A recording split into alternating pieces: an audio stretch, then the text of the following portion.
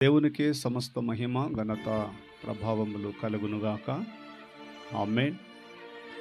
దేవుని పరిశుద్ధ బైబిల్ గ్రంథంలో నుండి యాకోబు పత్రిక 5వ అధ్యాయము 13, 14 వచనాలలో దేవుని వాక్యము ఇలాగన వ్రాయబడి ఉన్నది.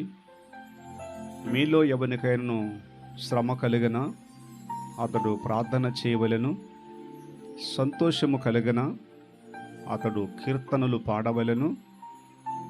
మీలో ఎవరికైనాను రోగి అయి ఉన్నాడో అతడు సంఘపు పెద్దలను పిలిపింపవలెను, వారు అతనికి నూనె రాల్చి ప్రభువు నామములో ప్రార్థన చేయవలెను.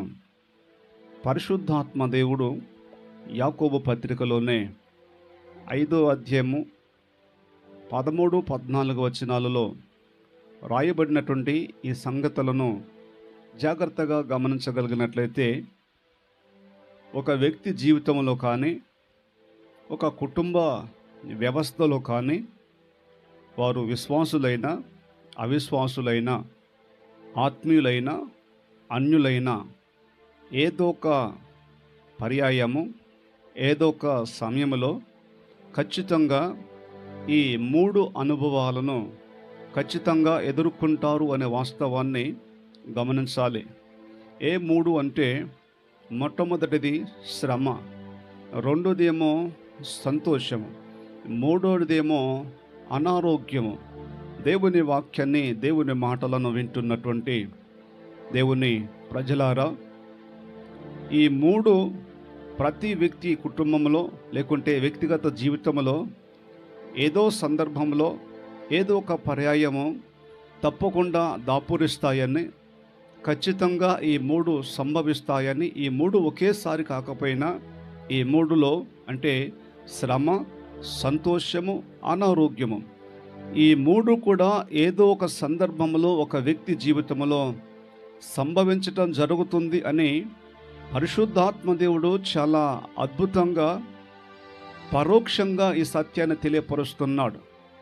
ఎప్పుడు ఏం చెయ్యాలో, ఎప్పుడు ఎలా మనము స్పందించాలో, ఎప్పుడు ఎలా మనము ప్రవర్తించాలో ఈ మాటలు చదువుతున్నప్పుడు చాలా అద్భుతంగా పరిశుద్ధాత్మ దేవుడు తెలియపరుస్తున్నాడు. మరొకసారి యాకోబు పత్రికలోనే 5వ అధ్యాయంలో 13, 14 వచనాలు మనం చదువుతున్నప్పుడు 13వ వచనంలో ఏముందంటే, మీలో శ్రమ కలిగిన, మీలో ఎవరికైనా ఇబ్బంది కలిగిందా, బాధ కలిగిందా, వేదన కలిగిందా, కన్నీటితో మీరు ఉంటున్నారా, అయితే మీరేం చేయాలంటే ప్రార్థన చేయాలి అని చాలా స్పష్టంగా శ్రమ కలిగిన సందర్భంలో, బాధను అనుభవిస్తున్నటువంటి పరిస్థితుల్లో, ఇబ్బందికర స్థితిగతుల్లో, వేదనలో కానీ, కన్నీటిలో కానీ, ఆవేదనలో కానీ, చింతలో కానీ, దుఃఖములో కానీ ఉన్నప్పుడు ప్రతిస్పందించే విధానాన్ని పరిశుద్ధాత్మ దేవుడు తెలియపరుస్తున్నటువంటి సత్యం ఏంటంటే, మీరు ప్రార్థన చేయవలెను అని చాలా అద్భుతంగా తెలియజేస్తున్నాడు. అందుచేత శ్రమ కలిగినప్పుడు కృంగిపోవటానికి వీలు లేదు. అందుకోసము యేసుక్రీస్తు ప్రభువారు యోహాను సువార్త 14వ అధ్యాయము 1వ వచనములో మీ హృదయములను కలవరపడనీయకుడి అని సెలవిస్తున్నాడు. అంటే శ్రమ కలిగినప్పుడు, ఇబ్బందికర పరిస్థితులను ఎదుర్కొంటున్నప్పుడు, అది ఆర్థికంగానైనా, అనారోగ్యంగానైనా, భౌతికంగానైనా, కుటుంబ పరంగానైనా, వ్యాపార పరంగానైనా, ఉద్యోగ పరంగానైనా, ఏ పరమైనటువంటి సమస్యలను గుండా వెళుతున్నప్పుడు మీరేం చెయ్యండి అని పరిశుద్ధాత్మ దేవుడు తెలియపరుస్తున్నాడంటే ప్రార్థన చెయ్యాలి. శ్రమ కలిగినప్పుడు కృంగిపోవద్దు, కానీ ప్రార్థన చేయమని సెలవిస్తున్నాడు. అందుచేత కీర్తన గ్రంథము 34వ కీర్తన 4వ వచనంలో ఇశ్రాయేలీయులను 40 సంవత్సరాలు చక్కటి పరిపాలన అందించినటువంటి, దేవుని చేత హృదయానుసారుడిగా మెప్పు పొందినటువంటి ఆత్మీయుడైనటువంటి దావీదు మహారాజు తాను అనుభవించినటువంటి శ్రమలను, తాను ఆ శ్రమల నుంచి తప్పించబడ్డట్టి విధానాన్ని అద్భుతంగా పరిచయం చేస్తూ 34వ దావీదు రాజు కీర్తన 4వ వచనంలో నేను యెహోవా యొద్ద విచారణ చేయగా ఆయన నాకు ఉత్తరమిచ్చెను. నాకు కలిగిన భయములన్నిటిలో నుండి ఆయన నన్ను తప్పించెను. గమనించాలి, 34వ దావీదు రాజు కీర్తన 4వ వచనము 2వ భాగములో నాకు కలిగిన భయములో నుండి అని లేదు. అక్కడ రాయబడిన వాస్తవ సత్యం ఏంటంటే, నాకు కలిగిన భయములన్నిటిలో నుండి. భయము వేరు, భయములు వేరు. భయము అంటే అది ఏకవచనం మాత్రమే. కానీ పరిశుద్ధాత్మ దేవుడు దావీదు రాజు జీవితంలో తాను అనుభవించినటువంటి శ్రమలను వ్యక్తపరుస్తూ తెలియచేస్తున్న అద్భుతమైన సత్యం ఏంటంటే, నాకు కలిగిన భయములన్నిటిలో నుండి, అనగా ఇది బహువచనం అన్నమాట. ఒక శ్రమ కాదు, ఒక ఇబ్బంది కాదు, ఒక సమస్య కాదు. అనేకమైన శ్రమలు, అనేకమైన ఇబ్బందులు గుండా దావీదు రాజు ప్రయాణం చేసి తాను అందును అనుభవించాడు. కాబట్టి ఈ రీతిగా తెలియజేస్తూ సాక్ష్యమిస్తున్నాడు. ఏమని సాక్ష్యమిస్తున్నాడంటే, నాకు కలిగిన భయములన్నిటిలో నుండి ఆయన నన్ను తప్పించెను. 6వ వచనం కూడా మనం గమనించగలిగినట్లయితే, కీర్తన గ్రంథము 34వ కీర్తన 6వ వచనములో, ఈ దీనుడు మొర్రపెట్టగా ఆయన ఆలకించెను, నాకు కలిగిన శ్రమలన్నిటిలో నుండి ఆయన నన్ను తప్పించెను అని సాక్ష్యమిస్తున్నాడు.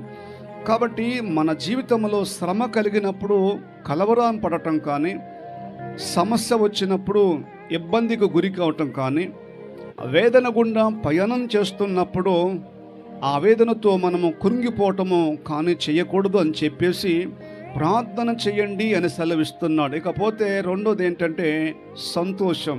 సంతోషం కలిగితే ఏం చేయమంటున్నాడు దేవుడు?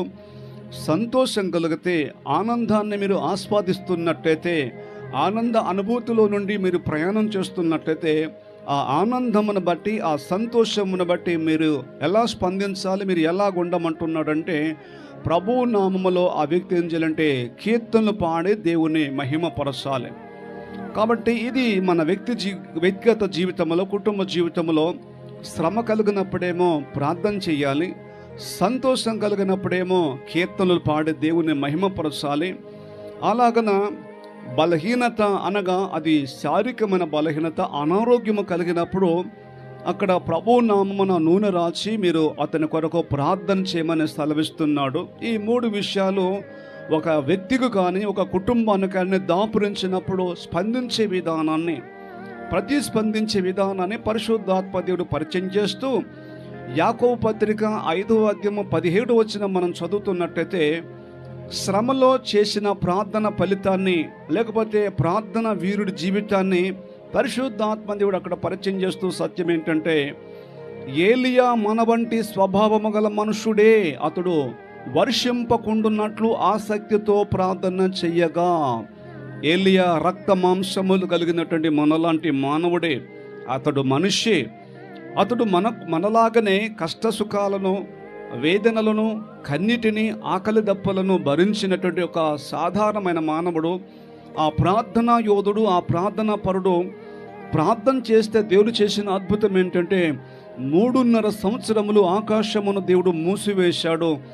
ఏలియా మరలా ప్రార్థన చేయగా 17వ వచనము 18వ వచనం, యాకోబు పత్రిక 5వ అధ్యాయము 17-18 వచనాలు మనం చదువుతున్నప్పుడు, అతడు మరలా ప్రార్థన చేయగా, అతడు అంటే ఎవరంటే ఏలియా మరలా ప్రార్థన చేయగా ఆకాశము వర్షమిచ్చెను, భూమి తన ఫలము ఇచ్చెను.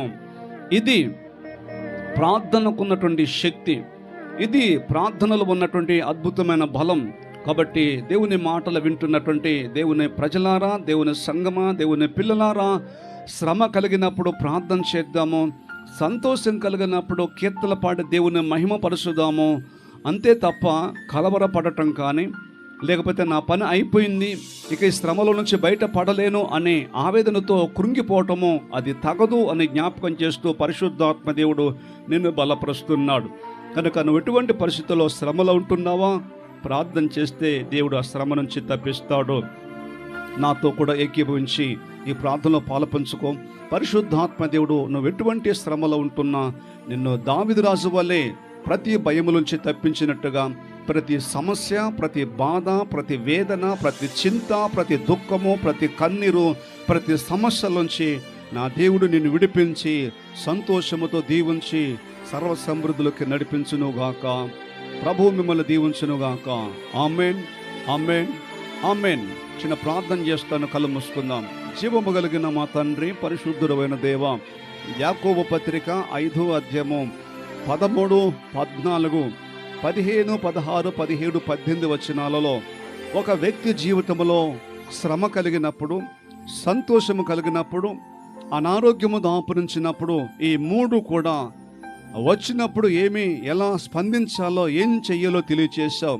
ఈ మాటలు వింటున్న నీ బిడ్డలు ఎవరైనా సరే శ్రమలో ఉన్నప్పుడు ప్రార్థన చేసే శక్తిని తెచ్చండి.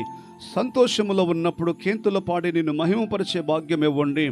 అనారోగ్యములో ఉన్నప్పుడు ధైర్యం తెచ్చుకొని ప్రభా నీ వైపు చూసే కృప దయచేయండి. దావీదు రాజును శ్రమలలో నుండి తప్పించినట్లుగా, భయములన్నిటి నుంచి తప్పించినట్టుగా ఈ నీ మాటలు వింటున్న ప్రతి ఒక్కరిని కూడా ప్రతి శ్రమ, ప్రతి భయములన్నిటి నుంచి తప్పించి బలపరచమని యేసుక్రీస్తు నామములోనే ప్రార్థిస్తూ అడిగి వేడుకుంటున్నాము తండ్రి. Amen, amen, amen.